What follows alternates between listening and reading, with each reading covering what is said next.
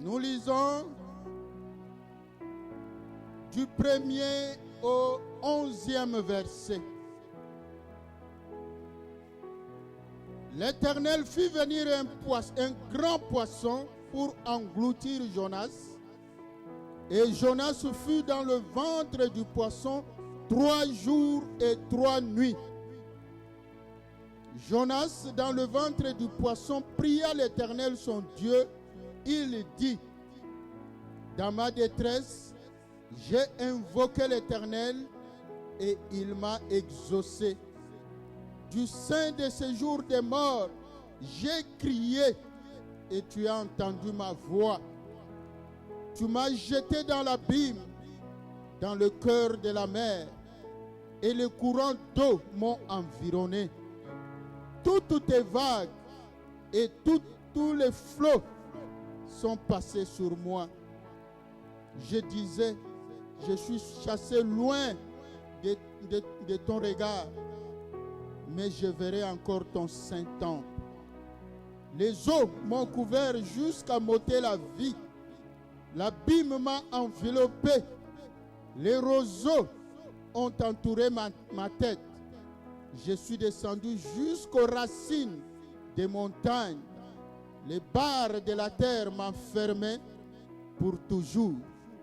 Mais tu m'as fait remonter vivant de la fosse, Éternel mon Dieu.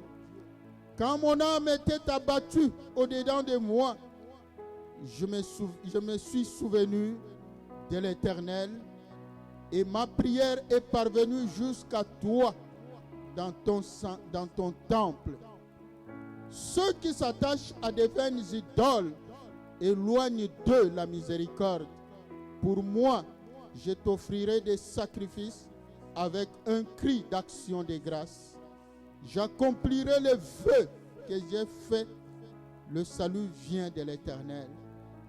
L'Éternel parla au poisson et le poisson vomit Jonas sur la terre. Acclamons le Seigneur notre Dieu.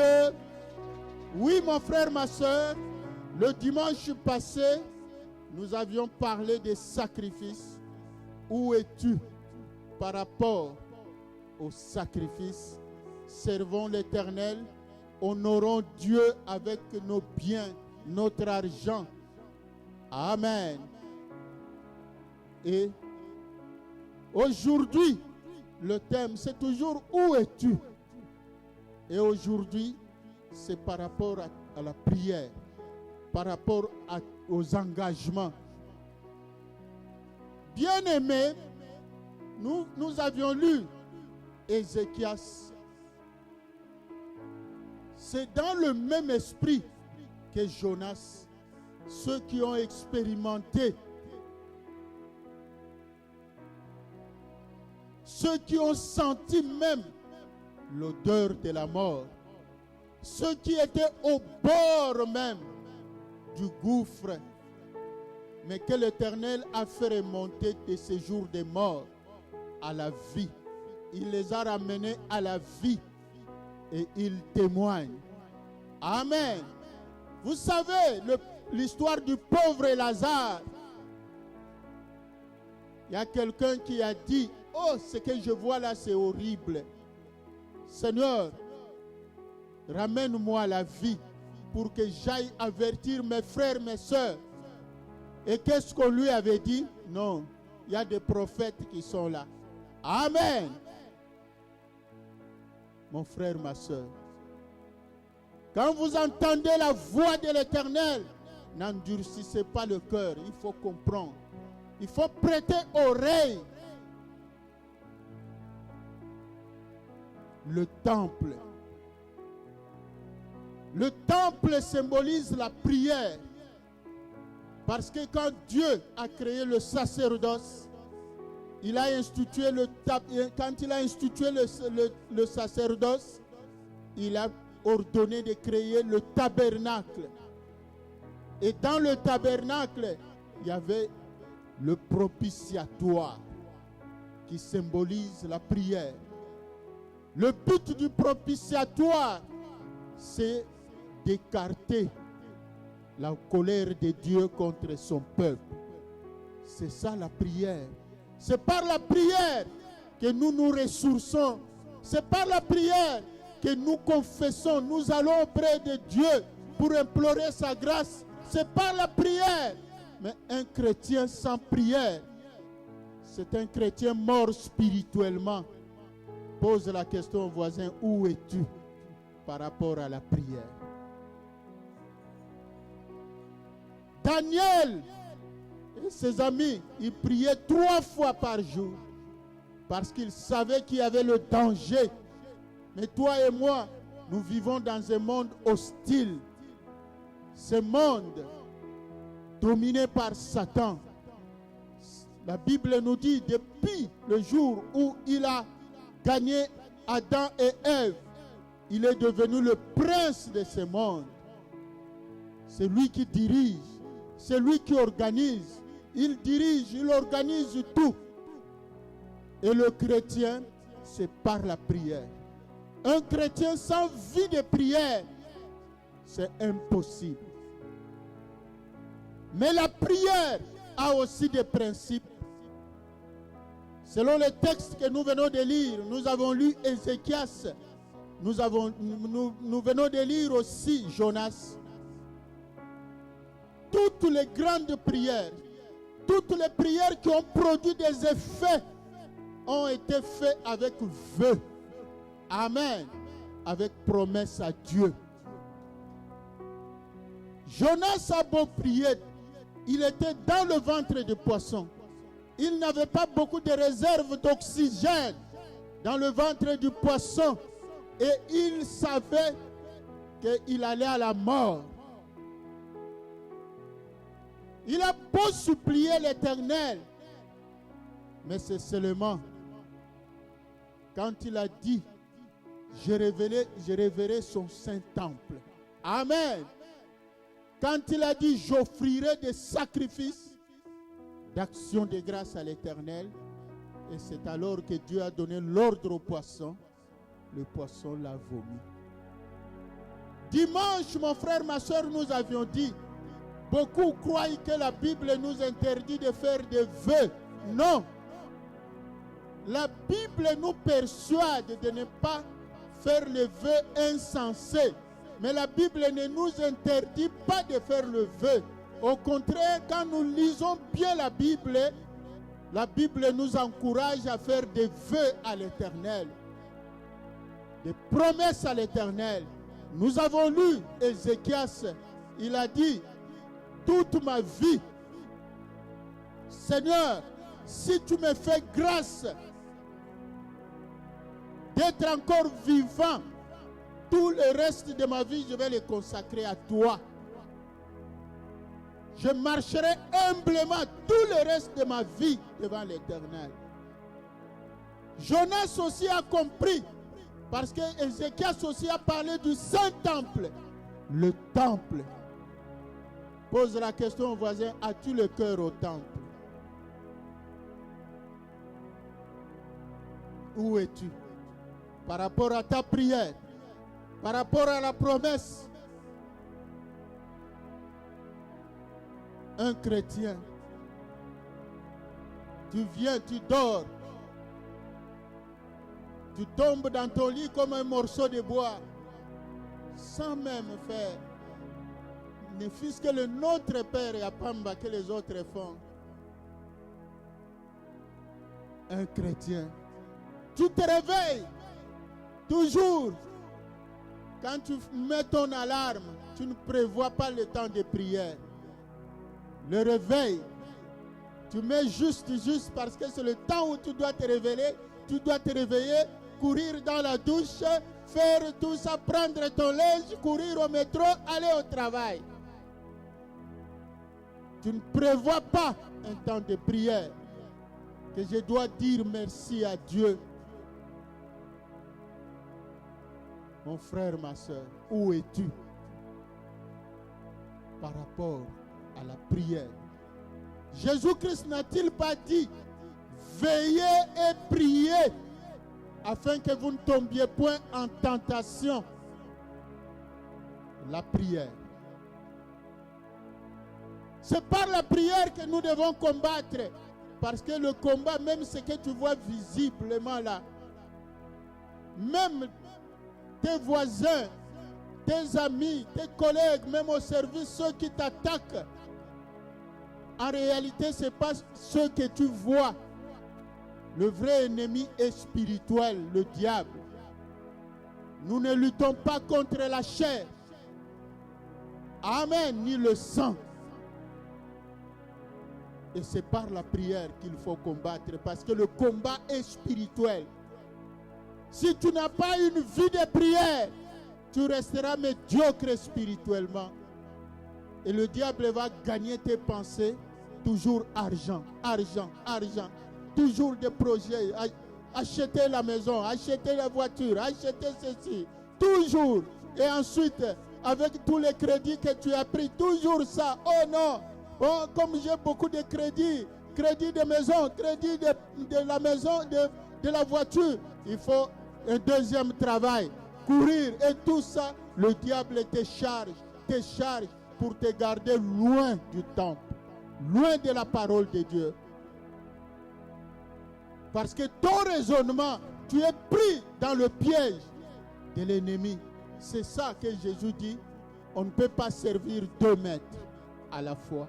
Amen. On ne peut pas servir à la fois Dieu et maman. Le Dieu de l'argent, on en avait parlé. L'argent est bon. Nous tous, nous en avons besoin. Mais l'argent ne peut pas être notre maître. Que toute notre vie, c'est en fonction de l'argent. Le diable, il fait tout pour que nous soyons endettés.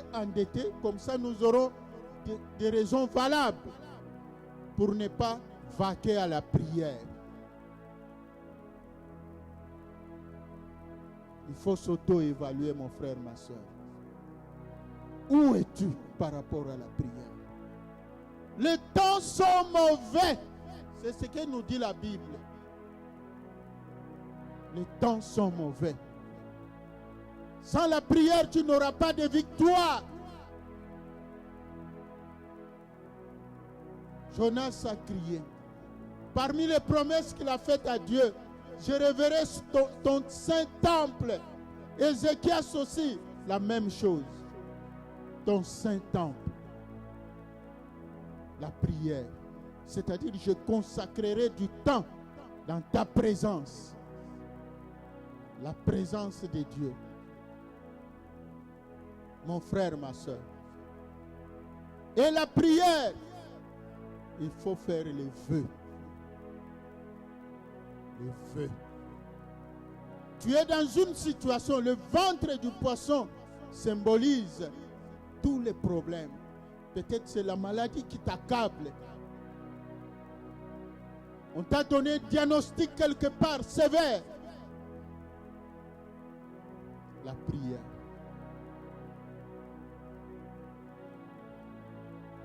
La prière.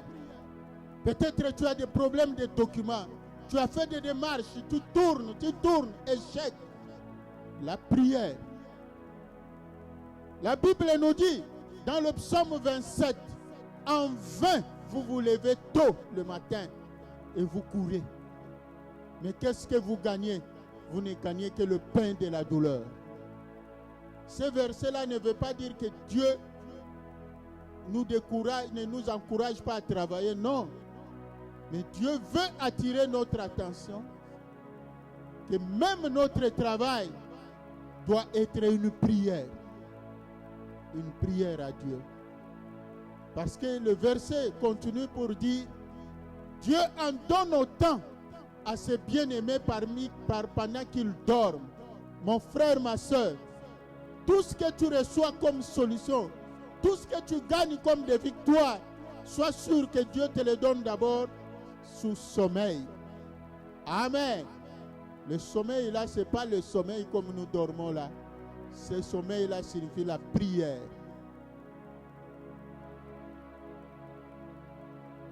La prière. Tu passes du temps dans la prière, tu seras béni. Tu gagneras des victoires. L'Éternel te placera au-dessus de tout monde des ténèbres. C'est par la prière que le Seigneur nous transporte. Sans vie de prière, c'est impossible. Jonas a prié.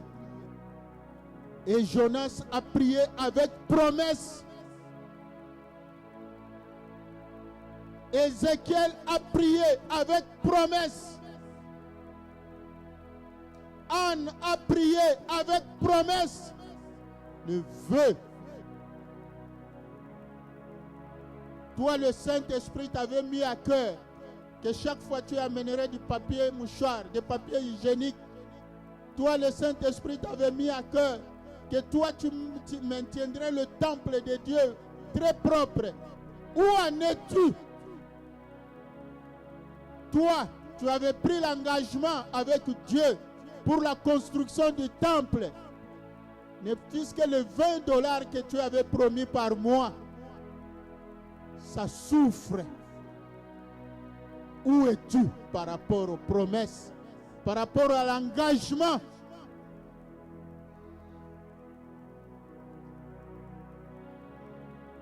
Quand Jonas dit, quand Ézéchiel dit, je verrai ton saint temple, c'est-à-dire, je demeurerai dans ta présence. C'est-à-dire, ça veut aussi dire, je porterai le fardeau de ton temple, de ton église. Vous connaissez le témoignage d'Ézéchias. Tous les rois qui l'ont précédé, ceux qui étaient avant lui, avaient négligé le service du temple. Même la ration qui était prévue pour les sacrificateurs, les Lévites, ils ont détourné cela. Et les Lévites n'avaient plus rien à manger. Ceux qui s'occupaient du temple, ceux qui s'occupaient de l'enseignement, qui s'occupaient du peuple, du sacerdoce, ils ont commencé à crever de faim. Et ils ont abandonné aussi l'œuvre. À l'impossible, nul n'est tenu. Et ils sont allés chercher du travail. Ils sont allés faire du champ. Et le temple de Dieu a commencé à produire des moisissures. Des champignons ont commencé à pousser. Des insectes ont commencé à ronger le bois du temple. Parce qu'il n'y avait personne pour s'en occuper. Le temple était fermé. Mais Ézéchias, quand Dieu l'a élevé roi, le premier réflexe était d'aller au temple pour glorifier Dieu. Mais dans quel état il a trouvé le temple de Dieu? Le temple était détruit. C'est-à-dire la crasse, abandonné. Ça sentait mauvais dans le temple. Ézéchias a pleuré. Il a dit, pourquoi ça? Et les gens lui ont raconté que non, ceux qui étaient chargés de s'occuper du temple, les sacrificateurs et les Lévites, n'avaient plus la ration. Les gens n'apportaient plus de dîmes là-bas. Les gens n'apportaient plus les offrandes. Et les rois, puisqu'à l'époque, l'État était associé à l'Église. Le roi devait prévoir dans le budget du gouvernement la ration pour les sacrificateurs. Parce que Dieu avait dit depuis le temps de Moïse que les sacrificateurs ne feront rien. Ils ne feront pas les chants ni l'élevage. Ils s'occuperont seulement de mon temple, de mon sacerdoce. Et Moïse n'avait pas prévu de part. Il n'avait pas prévu de portions de terre. Voilà pourquoi Dieu avait dit, tout ce que vous apporterez pour moi, je donne cela aux sacrificateurs. Mais les rois méchants, surtout Akab avec sa femme Jézabel, qui avait haï les vrais sacrificateurs, les vrais prophètes de Dieu. Et ils ont détourné tout ce qui était pour Dieu. Ils sont allés donner aux faux prophètes, les prophètes de Baal. Quand nous lisons cette histoire, mais nous transposons pas ça dans notre contexte. Dans notre contexte, à qui tu donnes ta dîme? Où tu envoies même tes actions de grâce? Dans la Bible, il est écrit, tu amèneras la dîme dans le lieu que l'Éternel choisira pour toi. Et pour toi, quel est le lieu que l'Éternel a choisi? Amen. Acclamons le Seigneur notre Dieu.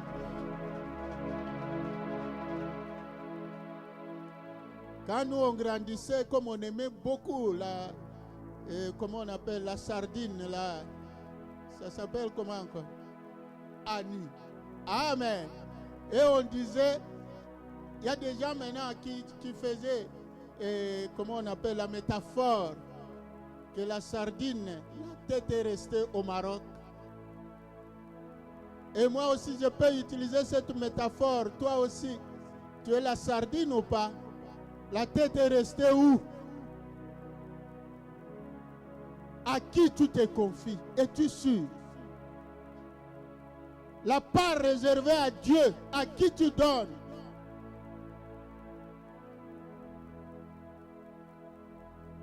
Ne sais-tu pas que la dîme fait partie de l'alliance? C'est la prière, ça fait partie de la prière.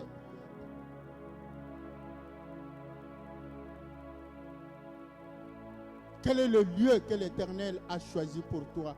Là où tu dois verser ta dîme, tes actions de grâce.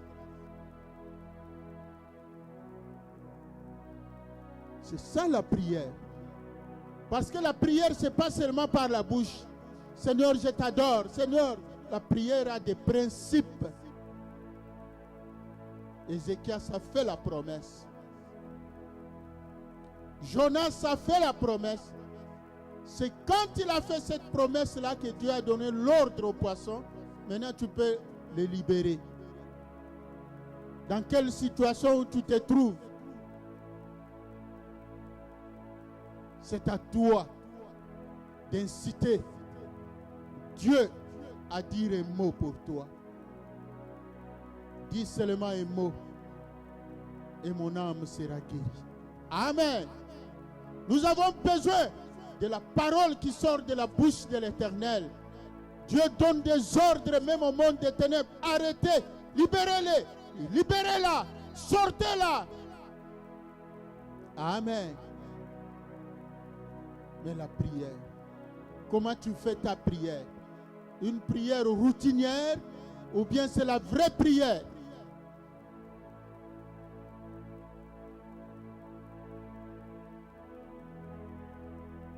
Où es-tu par rapport à l'engagement?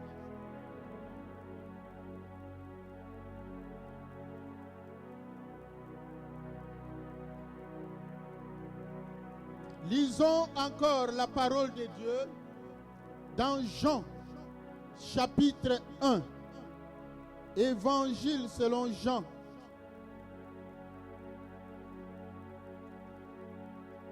Premier chapitre, nous lisons du 35e au 50e verset. Le lendemain, Jean était encore là avec 2 de ses disciples. Et ayant regardé Jésus qui passait, il dit, voilà, voici l'agneau de Dieu. Les 2 disciples l'entendirent prononcer ces paroles et ils suivirent Jésus. Jésus se retourna et voyant qu'ils le suivaient, il leur dit, que cherchez-vous? Ils lui répondirent, Rabbi, ce qui signifie maître, où demeures-tu? Venez, leur dit-il, et voyez. Ils allèrent et ils virent où il demeurait, et ils restèrent auprès de lui ce jour-là. C'était environ la 10e heure. André, frère de Simon-Pierre, était l'un des 2 qui avait entendu les paroles des gens et qui avait suivi Jésus. Ce fut lui qui racontera qui rencontra le premier son frère Simon, et il lui dit, nous avons trouvé le Messie, ce qui signifie Christ. Et il le conduisit vers Jésus. Jésus l'ayant regardé dit, tu es Simon, fils de Jonas, tu seras appelé Céphas, ce qui signifie Pierre. Le lendemain, Jésus voulut se rendre en Galilée et il rencontra Philippe. Il lui dit, suis-moi. Philippe était de Bethsaïda, de la ville d'André et de Pierre. Philippe rencontra Nathanaël et lui dit, nous avons trouvé celui de qui Moïse a écrit dans la loi et dont les prophètes ont parlé, Jésus de Nazareth, fils de Joseph. Nathanaël lui dit, peut-il venir de Nazareth quelque chose de bon? Philippe lui répondit, viens et vois. Jésus, voyant venir à lui Nathanaël, dit de lui, voici vraiment un Israélite dans lequel il n'y a point de fraude. D'où me connais-tu? Lui dit Nathanaël. Jésus lui répondit, avant que Philippe t'appelle, quand tu étais sous le figuier, je t'ai vu. Nathanaël répondit et lui dit, Rabbi, tu es le Fils de Dieu, tu es le roi d'Israël.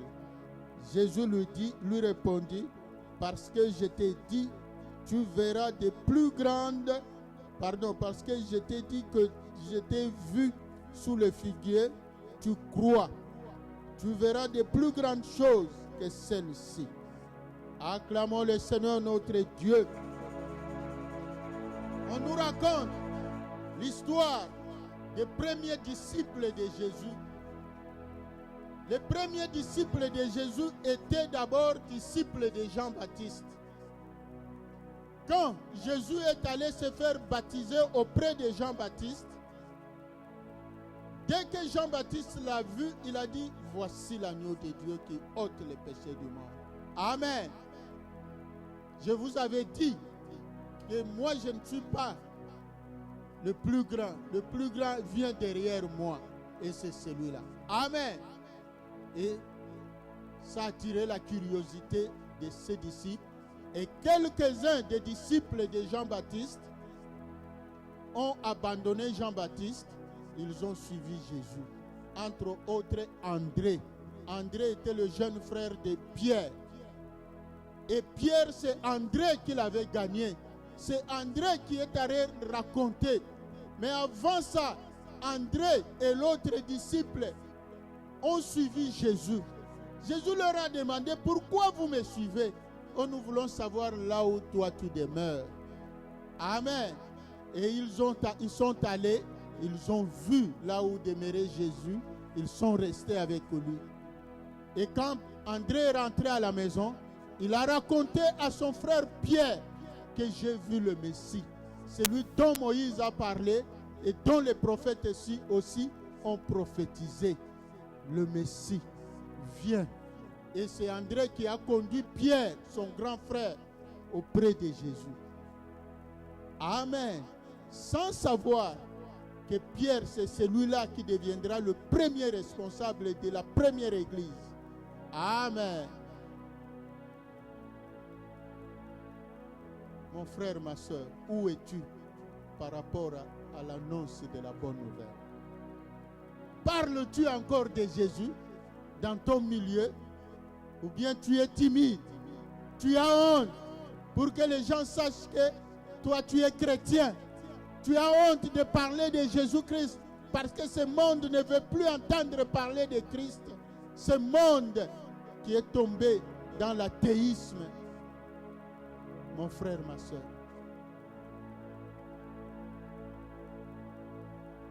Quand on reçoit Jésus-Christ comme Seigneur et Sauveur, on devient serviteur, servante. Amen. On doit annoncer la bonne nouvelle.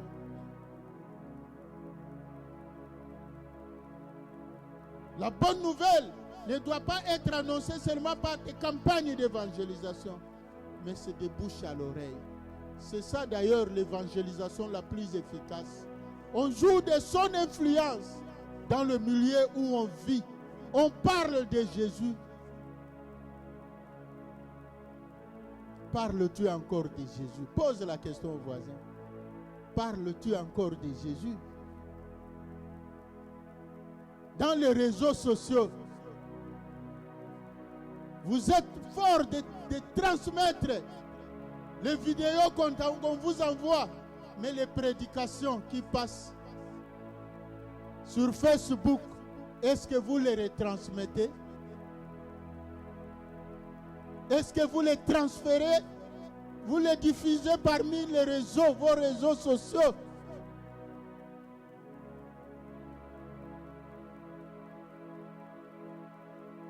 Nous manquons à notre devoir. Ce que Christ attend de nous. Il faut que les gens entendent parler de Jésus. Mais comment s'il n'y a personne qui leur parle de Jésus-Christ? Où es-tu par rapport au service, l'engagement, dans la commission, le département où Dieu t'a affecté? Où es-tu?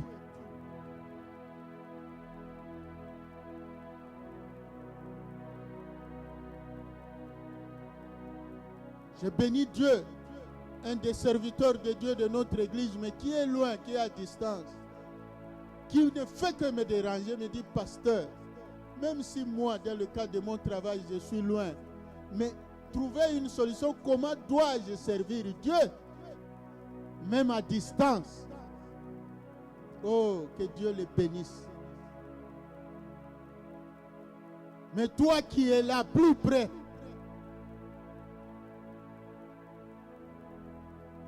mon frère, ma soeur, où es-tu? Où es-tu par rapport à ton engagement?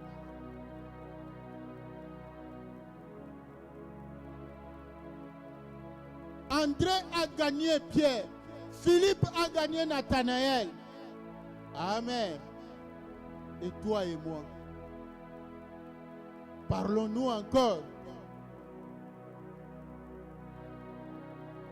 de Jésus-Christ? Sommes-nous capables d'inviter les amis? Venez voir. Amen. Ou bien nous aimons plus là où on nous fait tomber. Amen. Moi ici, je vous respecte. Je vous relève au lieu de vous faire tomber. Amen. Moi ici, c'est la parole. Si cette parole, que le Saint-Esprit trouve que tu dois tomber, gloire à Dieu. Moi, je ne viendrai pas te forcer. Je ne vais pas espérer que tu tombes pendant que je prêche. Ce n'est pas ça mon objectif. Jésus a dit: vous êtes déjà purs par cette parole que vous avez entendue. Si cette parole, tu l'entends de bon cœur, elle produit des effets, elle te délivrera parce qu'elle est capable d'entrer même dans les cellules de ton corps. Elle est capable d'entrer dans ton corps pour séparer les moelles de jointure. C'est ce que la Bible nous dit. La parole. Et Paul a dit: je n'ai point honte de l'évangile. C'est une puissance de Dieu pour quiconque croit. Mon frère, ma soeur, pourquoi as-tu honte de parler de Christ, d'annoncer la bonne nouvelle, de parler de ton église? Pourquoi as-tu honte? Parce que parler aux autres de Christ, cela manifeste ta foi, que réellement ta foi est stable. Si tu n'arrives pas à parler de Christ aux autres, il y a quelque chose qui sonne mal spirituellement. Est-ce que ta foi est stable? Parce qu'il y en a qui sont encore des bébés spirituels. Peut-être ils ne sont même pas fixés si réellement Jésus-Christ est Dieu ou pas. Peut-être tu n'es pas encore fixé si Jésus-Christ est réellement le chemin qui mène au ciel. Peut-être tu es encore à ce niveau-là, des gens qui philosophent et tout ça, mais est-ce que vous croyez qu'il n'y a que les chrétiens qui iront au ciel? Amen. La foi. Où es-tu par rapport à ta foi? Mon frère, ma soeur. Parce que la parole que tu entends, tu ne dois pas la garder seulement pour toi-même. Tu dois aussi la partager. Mais est-ce que nous sommes capables de partager la parole de Dieu? André ne savait pas que le plan de Dieu, son grand frère Pierre, c'est lui qui deviendrait, parce qu'il ne s'appelait pas Pierre avant, il s'appelait Simon. Amen, s'efface. Il s'appelait Simon. Et c'est Jésus qui a dit, tu es Pierre. Amen. Désormais, il lui a donné ce nom-là. Et la Bible nous dit, Jésus-Christ est la pierre vivante, la pierre angulaire, la pierre principale. Toi et moi, nous sommes devenus des pierres vivantes aussi. Amen. Nous devons communiquer la vie. Nous devons communiquer la paix. Nous passons beaucoup de temps dans nos conversations pour parler politique, pour parler des histoires qui peut-être n'édifient pas. Mais nous n'avons pas le temps de parler de Jésus aux autres. Mon frère, ma soeur, parlons de Jésus. Développons une vie de prière. Que Dieu bénisse sa parole. Nous invitons le berger pour nous conduire dans le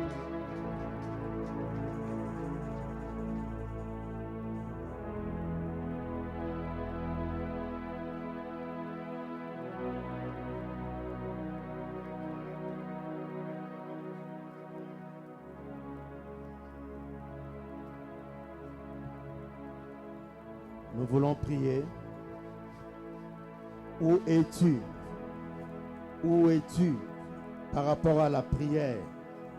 Est-ce que tu prends encore du temps pour prier? Où es-tu par rapport à tes engagements, aux vœux, par rapport à l'annonce de la bonne nouvelle? Nous devons annoncer aux autres la bonne nouvelle. Est-ce que tu t'appliques à cela? La question nous est posée ce matin. Et le temps t'est donné pour t'examiner toi-même. Ayant fait cet examen, tu dois dire quelque chose à ton Dieu ce matin. Nous voulons lui dire, Seigneur, je me suis retrouvé, je me suis vu, Seigneur, que j'ai faibli dans la prière. Seigneur, dans mon engagement vers le service, je suis déserté. Je manque le zèle. Or, David a dit, le zèle de ta maison me dévore. Pouvions-nous dire comme David l'a dit? Si tu n'es pas capable de le dire ce matin, dis Seigneur, je manque le zèle. Aide-moi Seigneur, redresse-moi et relève-moi Seigneur. Élève ta voix maintenant, commence à prier ce matin. Pendant que la chorale chante, toi parle à ton Dieu ce matin. Il nous a parlé nous tous ce matin. La prière. Tu manques le temps pour parler à ton Dieu. Tu manques le temps pour lui dire des choses qui te chagrinent, des choses qui te font mal. Tu manques le temps pour présenter à Dieu tes projets. Tu manques le temps pour l'adorer. Oui, chaque matin, il renouvelle ses bontés dans nos vies. Il nous donne le souffle de vie. Chaque matin, nous devons être reconnaissants envers notre Dieu pour lui dire, Seigneur, je suis parmi les vivants, je te dis merci. Mais nous ne le faisons pas. Nous ne le faisons pas. Oui, ce matin, dis-lui, Seigneur, pardonne-moi. Élève ta voix. Continue à prier, bien-aimé.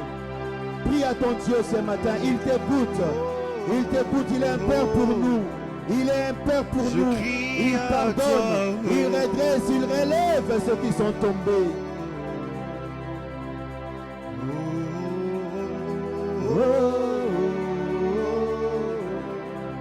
Je crie à toi. Oui, je crie à toi ce matin, Seigneur. Je crie à toi, toi qui écoutes les prières. Oui, nous voici au devant de toi, Seigneur. Je crie à toi ce matin, Seigneur. Oui, Seigneur, je suis coupable. Ta parole, Seigneur, oh Dieu, m'a touché ce matin. Seigneur, pardonne, Seigneur. Pardonne-moi, Seigneur, parce que j'ai faibli dans la prière. Pardonne-moi, Seigneur. Alléluia. Oui, tu as connu la lumière, tu as connu la parole, l'évangile de Christ. Le Seigneur nous appelle à aller annoncer au monde la bonne nouvelle. Est-ce que tu es encore zélé? Est-ce que tu parles de Christ à ton entourage?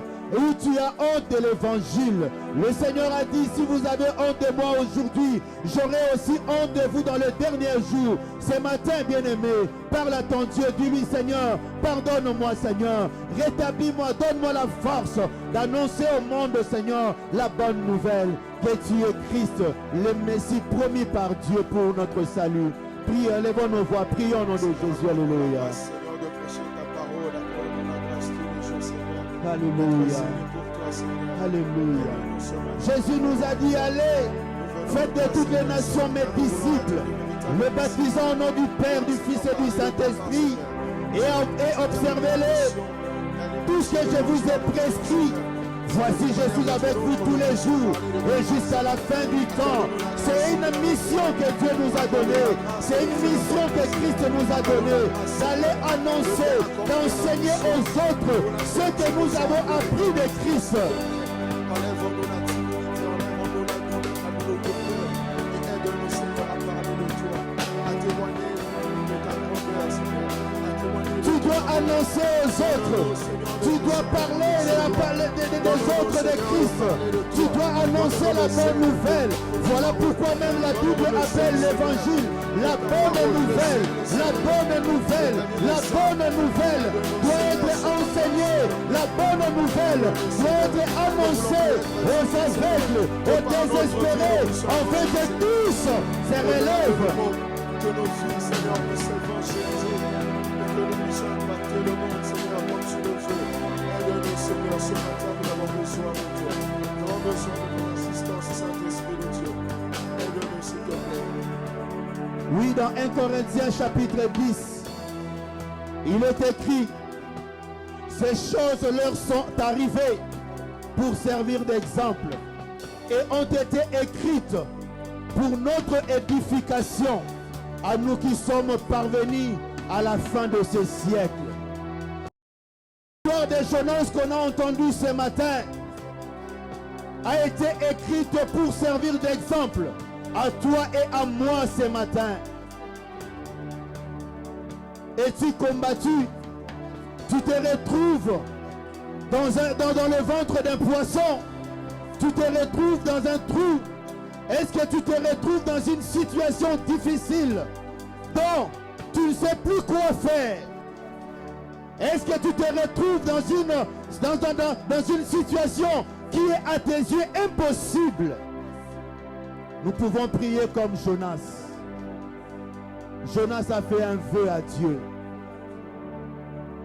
Je serai dans ta maison et je t'offrirai des actions de grâce.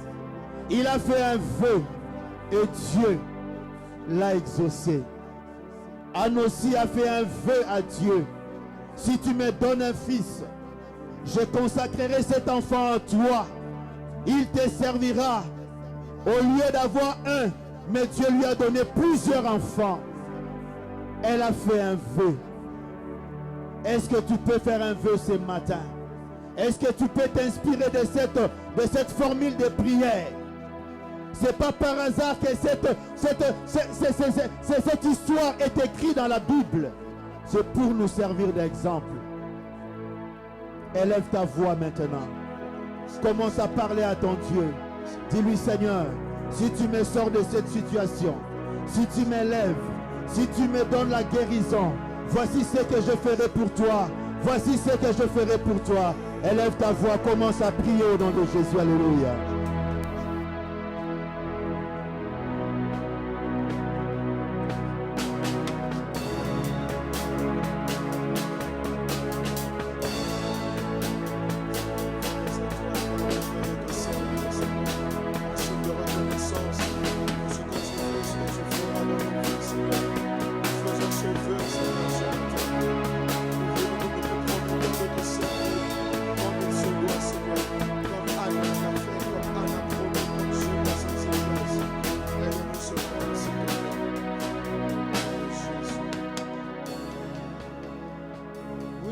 bien-aimés,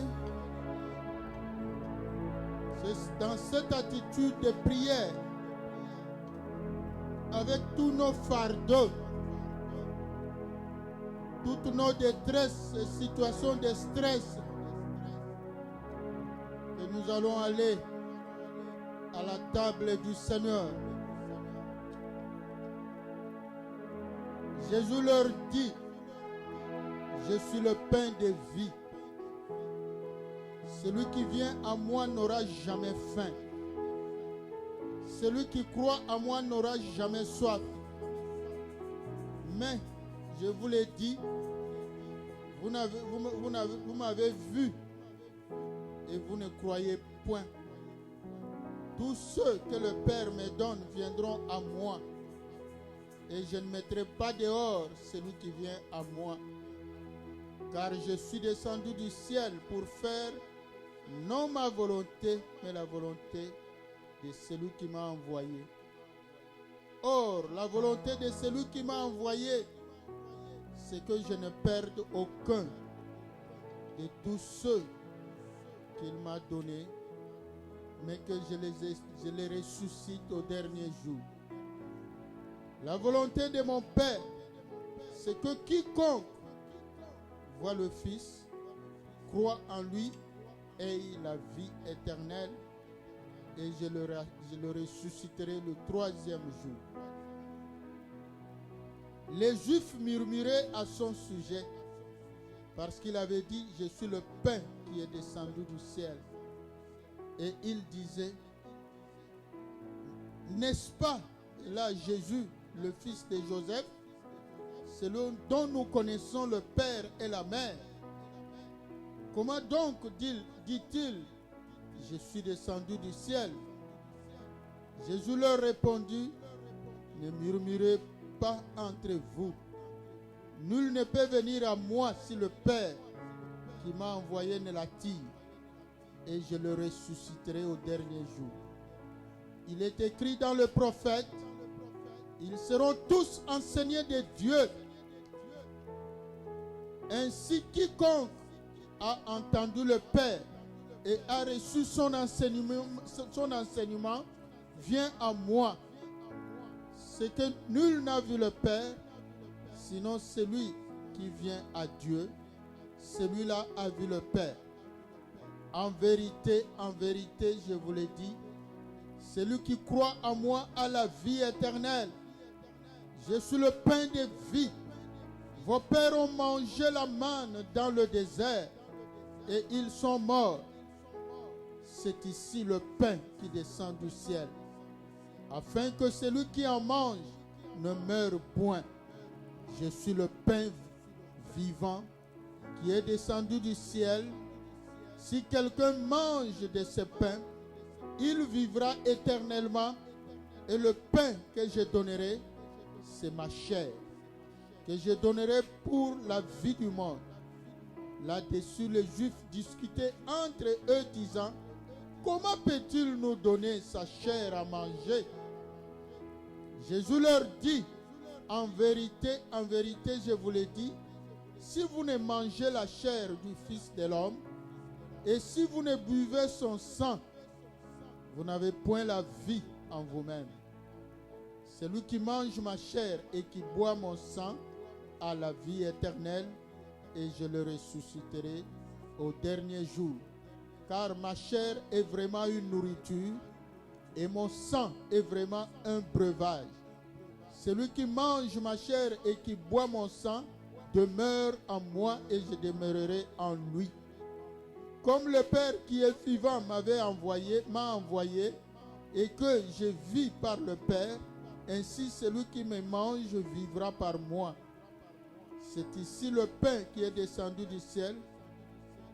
Il n'en est pas comme vos pères qui ont mangé la manne et qui sont morts. Celui qui mange ce pain vivra éternellement. Oui, bien-aimés, nous sommes là dans la présence du Seigneur. Nous sommes invités à sa table.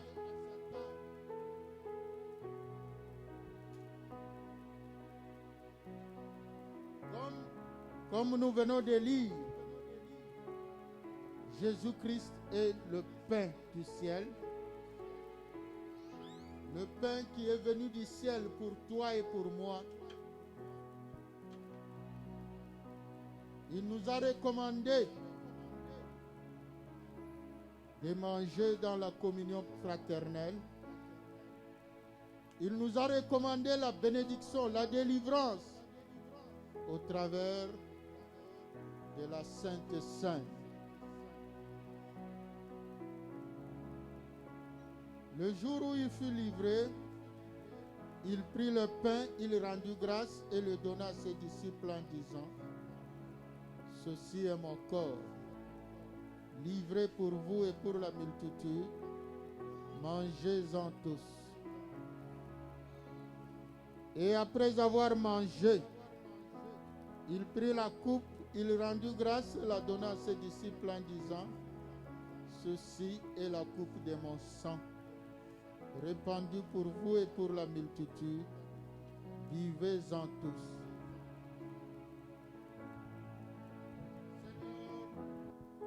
Voici ce pain et cette coupe, fruits de mains d'hommes, mais que nous venons te présenter, Père.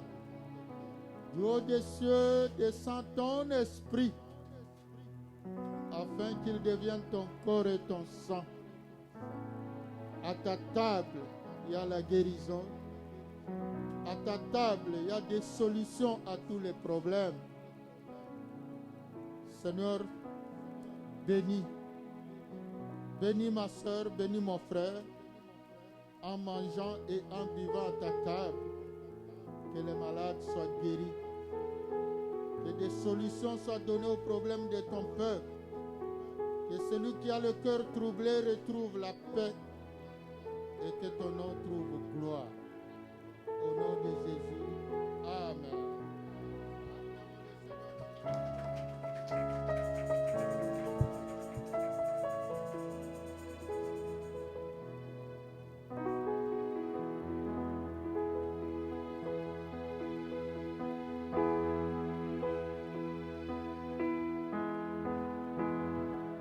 Nos bien-aimés qui nous suivent en ligne, que chacun apprête aussi un morceau de pain et une tasse de jus. S'il n'y a pas de jus, on peut prendre même de l'eau par la grâce de Dieu. Et nous allons manger tous ensemble dans la communion des saints.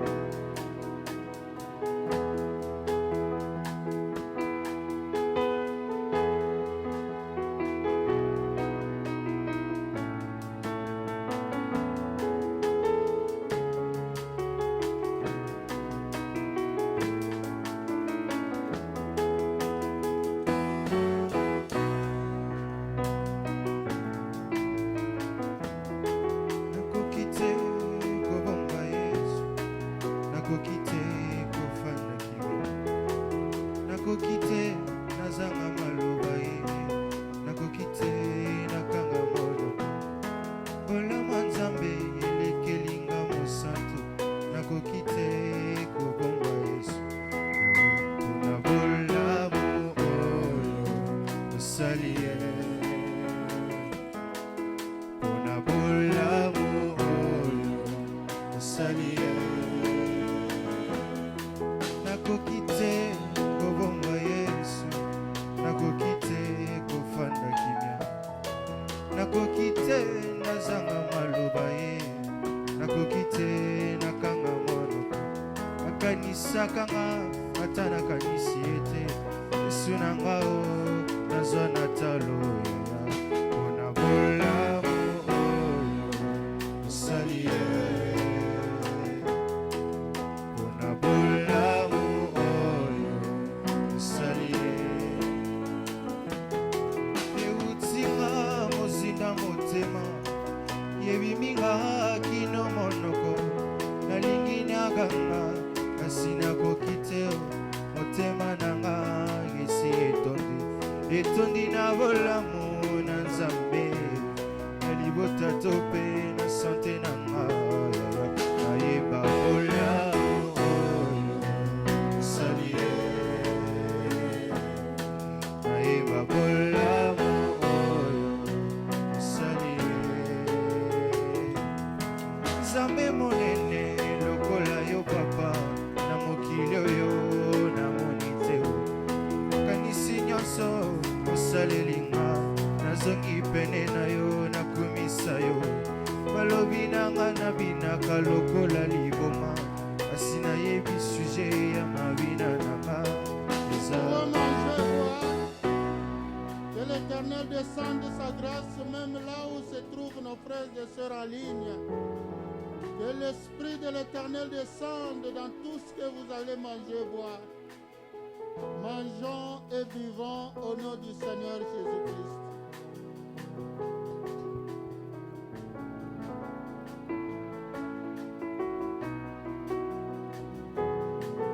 Yahweh, yolongi motema nanga,